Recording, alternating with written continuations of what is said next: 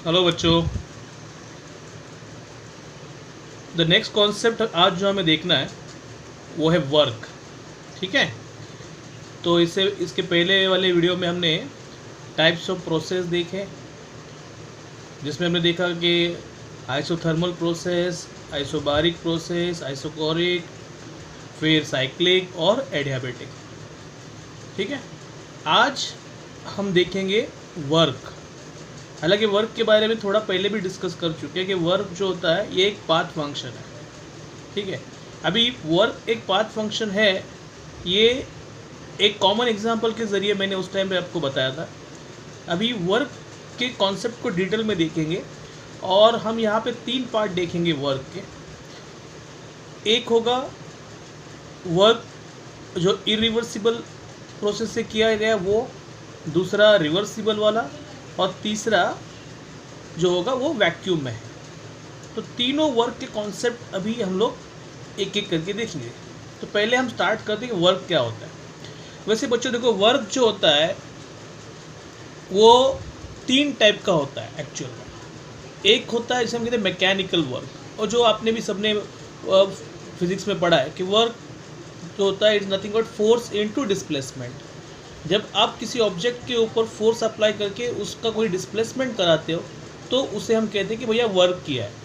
ठीक है, तो ये फॉर्मूला तो सबको पता है कि work is nothing but force into displacement. तो फोर्स अप्लाई करके जो वर्क हो वो मैकेनिकल वर्क। दूसरा जो वर्क होता है कि आपने समझो कि एक वायर ली, ठीक है, और इस वायर के 2 एंड के बीच में आपने पोटेंशियल डिफरेंस अप्लाई किया।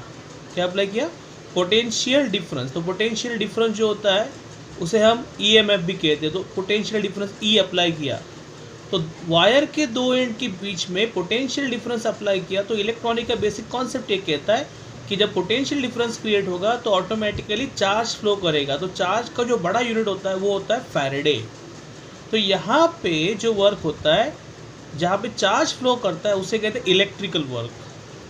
और वो इलेक्ट्रिकल वर्क क्या होता है? तो आपने क्या अप्लाई किया था? आपने अप्लाई किया पोटेंशियल डिफरेंस, जिससे किसे फ्लो कराया? चार्ज। यहाँ पे F जो होता है वो फोर्स नहीं होता, ये फैराडे को डिनोट करता है। तो W is equal to E into F, ये इलेक्ट्रिकल वर्क हो गया। W is equal to force into displacement, ये हो गया मैकेनिकल वर्क। और तीसरा जो वर्क अभी हम थर्मो में देखेंगे वो है pressure volume type of work. ठीक है, चलो अभी इस कॉन्सेप्ट को समझते हैं। अभी इस डायग्राम पे ध्यान देना। ठीक है बच्चों, मान लो कि ये एक कंटेनर है।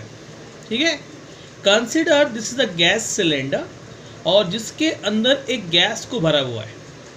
और इस गैस सिलेंडर को के अंदर हमने एक वेटलेस मतलब हल्का और फ्रिक्शनलेस मतलब जो फ्रिक्शन नहीं करता ऐसा पिस्टन अंदर से फिट किया। पिस्टन एक बड़ी लाइट सी बॉडी होती है, लाइक योर जो हम लोग इस्तेमाल करते हैं जिसे हम कहते हैं थर्मस। देखा होगा आपने थर्मस।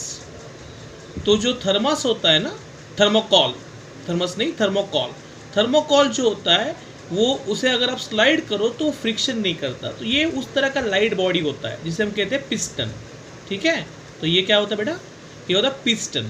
तो I repeat, consider a gas cylinder in which a gas is enclosed and it is internally fitted with a weightless and frictionless piston. अभी मान लो जो गैस अंदर भरा है उसने V1 वॉल्यूम ऑक्यूपाई किया है, और ये जो गैस है, गैस को आपने क्लोज कंटेनर में जब भी रखते हो, आपको पता है gases when kept in a close container they apply pressure, और वो ये कोशिश करते कि वो एक्सपांड हो जाए। तो गैस समझो अगर एक्सपांड हो गई तो एक्सपांशन हुआ तो क्या होगा? एक्सपांशन हुआ तो ये जो पिस्टन है ये ऊपर डिस्प्लेस हो जाएगा। अभी पिस्टन जब ऊपर डिस्प्लेस हो गया तो पहला जो गैस ने वॉल्यूम ऑक्यूपाई किया था V1 था। जब पिस्टन ऊपर डिस्प्लेस हो गया तो वॉल्यूम जो ऑक्यूपाई कर रहा है वो V2 हो गया। मतलब गैस के एक्सपांशन से वॉल्यूम में क्या आया? चेंज आया। ठीक है, तो गैस ने जब एक्सपांड किया तो गैस ने पिस्टन के ऊपर क्या अप्लाई किया? तो उसने अप्लाई किया प्रेशर। उसने किसको चेंज कराया? उसने चेंज कराया वॉल्यूम। तो प्रेशर अप्लाई करके जब वॉल्यूम का चेंज होता है तो that work is called pressure volume type of work. ठीक है, तो चलो सिंपली आपको वापस एक बार बता देता हूँ। जब फोर्स अप्लाई करके डिस्प्लेसमेंट किया तो mechanical work, potential difference apply करके चार्ज को फ्लो कराया तो इलेक्ट्रिकल वर्क। ठीक है, ये जो वर्क होता है इसे हम कहते हैं इलेक्ट्रिकल वर्क। ये हो गया आपका इलेक्ट्रिकल वर्क। ठीक है, और प्रेशर अप्लाई करके जब वॉल्यूम को चेंज करा, अभी प्रेशर अप्लाई कैसे हो रहा है, अभी प्रेशर नीचे से भी अप्लाई किया जा सकता है तो एक्सपांशन हो गया, ऊपर से अप्लाई किया तो कंप्रेशन हो गया। आप एक्सपांशन करो या कंप्रेशन करो, इन बोथ द केसेस जो वर्क होगा वो P इंटू V मतलब pressure volume type of work होगा। हालांकि ये जो pressure volume type of work और मैकेनिकल वर्क जो होता है, लास्ट में अगर आप देखो तो दोनों भी ऐसा पाया जाता है कि दोनों सिमिलर ही है। कैसे, चलिए देखिए इस इक्वेशन को ध्यान दो। On the basis of pressure volume type of work we can say W is equal to P into V, but we all know बच्चों कि pressure is nothing but force applied per unit area. तो ये हो गया F upon A into V, that is equal to F upon area. क्या होता है, area होता है length square, that is nothing but distance square. Volume क्या होता है, length cube, that is distance cube.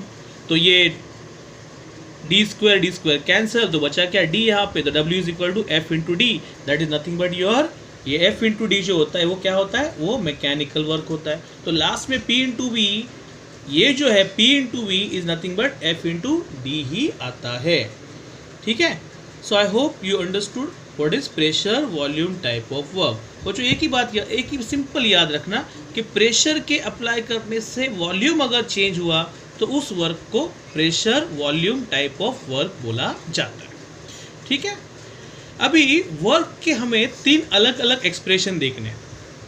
अभी वर्क के 3 अलग अलग एक्सप्रेशन देखने हैं, वर्क के 3 अलग अलग कंडीशंस हमें देखने हैं। तो उसमें एक 2 मार्क के लिए अक्सर एक डेरिवेशन पूछा जाता है, वो होता है work done in isothermal irreversible process. अभी आइसोथर्मल का मतलब क्या है, हमने सीखा कि आइसोथर्मल प्रोसेस मतलब जहाँ पे टेम्परेचर कांस्टेंट है। इरिवर्सिबल प्रोसेस जहाँ पे रिएक्शन या प्रोसेस पीछे नहीं आता। जनरली सिंगल स्टेप प्रोसेस जो होते हैं वो इरिवर्सिबल टाइप के प्रोसेस होते हैं। ठीक है, तो let us see an expression of work done in isothermal irreversible process। तो बच्चों चलो इस कॉन्सेप्ट को समझते हैं, उस एक्सप्रेशन को समझते हैं। Consider this is a gas cylinder in which a gas is enclosed. The gas cylinder has cross sectional area, इसका जो अंदर का जो cross sectional area है वो A है, ठीक है, and it is internally fitted with a weightless and frictionless piston, ठीक है. So I repeat, consider a gas cylinder in which there is a gas filled inside. The gas cylinder has a cross sectional area A and it is internally fitted with a weightless and frictionless piston. Let P external, ये जो है, let P external be the pressure coming from surrounding. तो यहाँ पे बच्चों एक बात समझो कि हमने जो गैस भरी है वो कंटेनर में भरी है, उसको अंदर से फिट किया है पिस्टन के साथ. तो ये जो हमारा जो ध्यान है ये गैस सिलेंडर के ऊपर है, अंदर इसके अंदर क्या चेंजेस हो रहे हैं इसके ऊपर है. तो ये गैस से भरा हुआ सिलेंडर हमारे लिए बन जाएगा सिस्टम, जबकि बाहर का जो पोर्शन है वो क्या है, सराउंडिंग. तो एटमॉस्फेरिक प्रेशर जो ऊपर से एक्ट कर रहा है उसे हमने कहा सराउंडिंग का प्रेशर पी एक्सटर्नल, ठीक है. अभी मान लीजिए ये ऐसा हाइपोथेटिकल कॉन्सेप्ट है कि हमने अगर अंदर जो गैस भरी है, if we allow the gas filled inside to expand, ये हमने इस अंदर की गैस को एक्सपांशन होने लगाया by keeping external pressure constant, बाहर के प्रेशर को कुछ भी चेंज नहीं किया, बाहर का प्रेशर सेम रखा. ये कब करते हैं हम लोग, तो मैं इसका एग्जाम्पल आपको बता. इसका एग्जाम्पल जो हम लोग हमारे डेली लाइफ में देखते हैं और बड़ा कॉमन सा एग्जाम्पल है जो हमारा गैस सिलेंडर है. गैस सिलेंडर का आपको पता है कि उसका जो की होता है, रेगुलेटर होता है, तो हम उससे क्या करते हैं, गैस सिलेंडर जब उसको हमें जो गैस चाहिए होता है तो हम उसको की को खोल देते हैं, तो वो गैस एक्सपांड होती है और वॉल्यूम बढ़ जाता है. फिर जब हमें उसको बंद करना है तो की को क्लोज कर दो तो गैस फिर से कंप्रेस होती है. तो गैस, आप जब गैस सिलेंडर का इस्तेमाल कर रहे हो जहाँ पे गैस एक्सपांड होकर ऊपर आ रही है वापस नीचे जा रही है, तो आप सराउंडिंग के प्रेशर को थोड़ी चेंज कर रहे हो। एटमॉस्फेरिक प्रेशर तो जितना है उतना ही रहता है। तो वो जो चेंजेस हम करा रहे हैं और उसके साथ साथ हम सराउंडिंग के टेम्परेचर को भी नहीं चेंज करा रहे, तो वो आइसोथर्मल कंडीशन है। सो हमारे घर में जब गैस सिलेंडर का इस्तेमाल होता है बच्चों, वो किस तरह से होता है, तो it is a isothermal process which we carry out under atmospheric pressure which is constant. हम प्रेशर को बाहर के आई एम सेइंग कि बाहर के प्रेशर को सराउंडिंग के प्रेशर को चेंज करते नहीं है, ठीक है।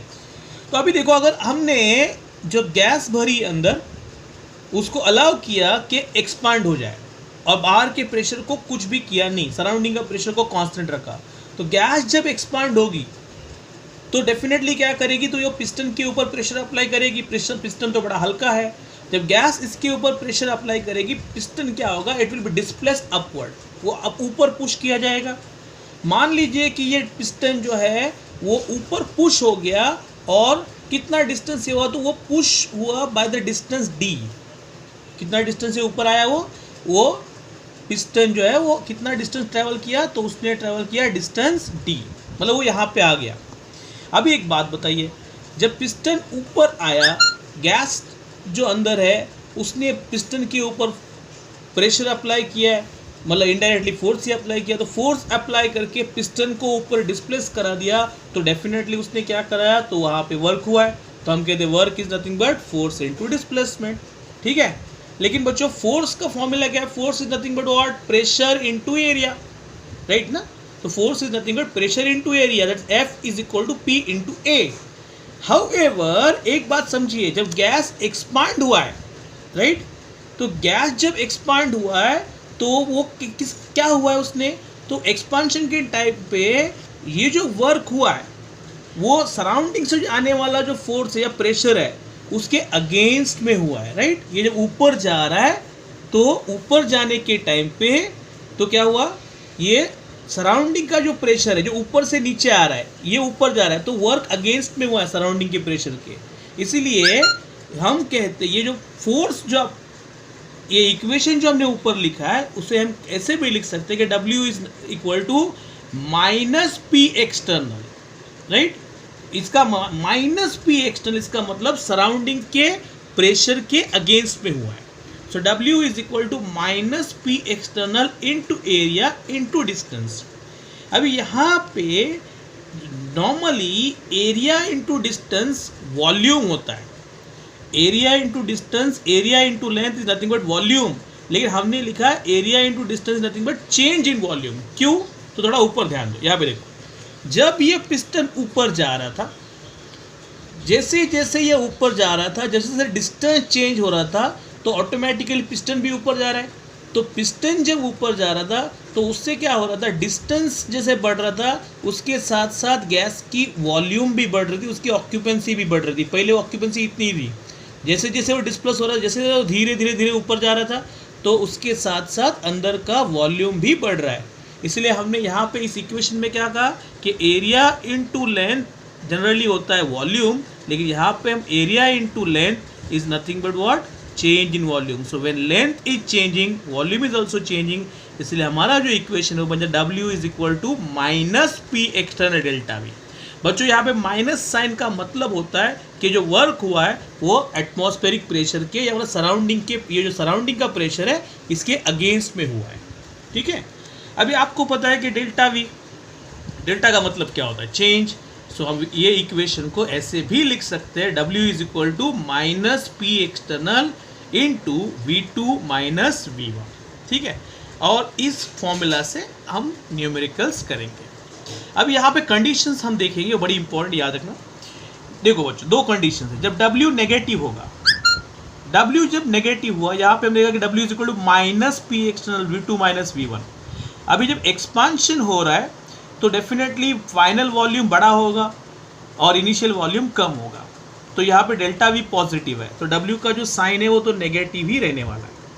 तो W नेगेटिव मतलब work is done by system on surrounding, मतलब एक्सपांशन हुआ है।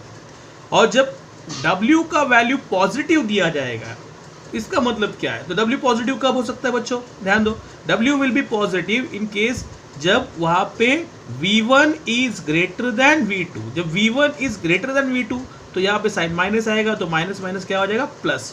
अभी मैंने कहा V1 का मतलब क्या, इनिशियल वॉल्यूम,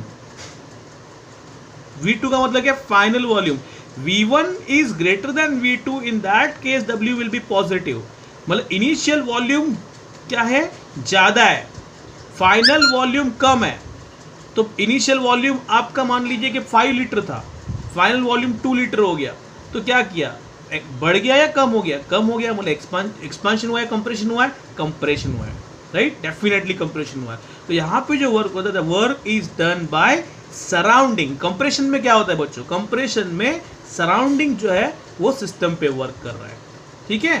सो W नेगेटिव मतलब एक्सपांशन होता है, और W का वैल्यू पॉजिटिव मतलब वो कंप्रेशन होता है। आई hope you have understood the concept of work done in irreversible process. Thank you.